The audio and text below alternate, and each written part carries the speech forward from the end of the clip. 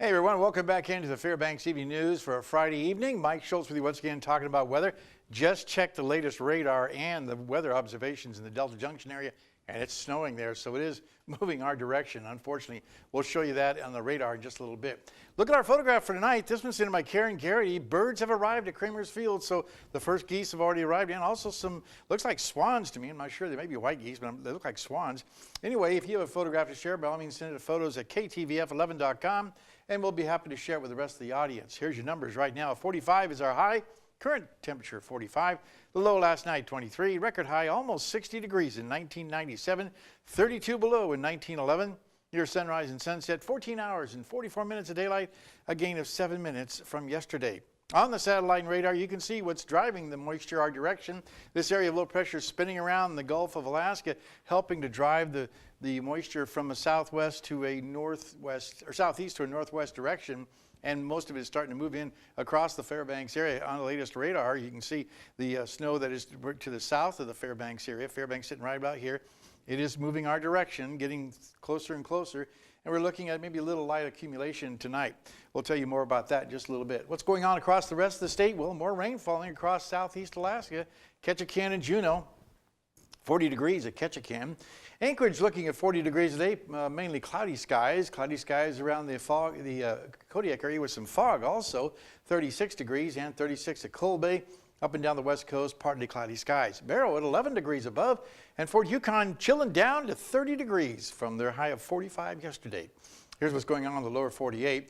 More rain falling across the Pacific Northwest. That's in response to a frontal system that's moving in. We'll show you that a little bit later on. Thunderstorms rumbling across parts of Texas again, all the way across the Gulf Coast states.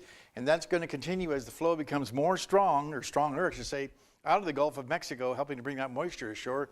Thunderstorms around Miami and partly cloudy skies in New York. On the satellite and radar, the frontal boundary is showing up very well here in association with that area of low pressure that moved through last night. Unfortunately, brought a very, very strong tornado to the Chicago, Illinois area. And I should say mainly Illinois area, but near Chicago. And then more thunderstorms are rumbling across the deep south, as we said here. And over the west coast, you can see the frontal boundary of the next system moving in. And the overall jet stream for early next week is calling for more rain to move ashore of the Pacific Northwest, heavy storms to the south, and then maybe some showers across the Great Lakes. So all in all, nothing severe expected except for maybe the heavy rain over the deep south.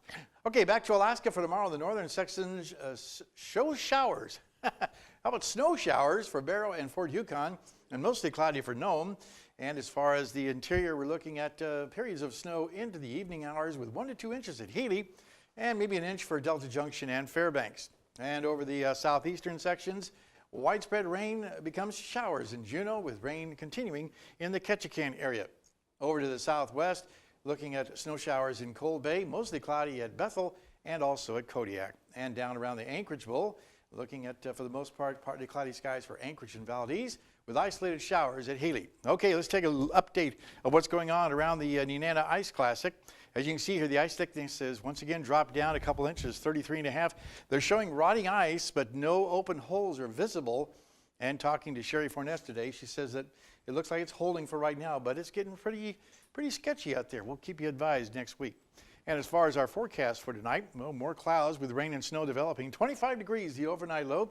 Tomorrow's forecast, periods of snow, maybe an inch possible, and 44 degrees. And the extended forecast calling for a little light snow to continue for Sunday and Monday, with mainly cloudy skies on Tuesday, and then sunshine for Wednesday and Thursday. Temperatures cooling down and then warming back up again to near 50 degrees by next Thursday. And the overnight lows will also continue warming to the mid to upper 20s by next Wednesday and Thursday. But tonight and tomorrow, it could be a little dicey as far as the snow goes.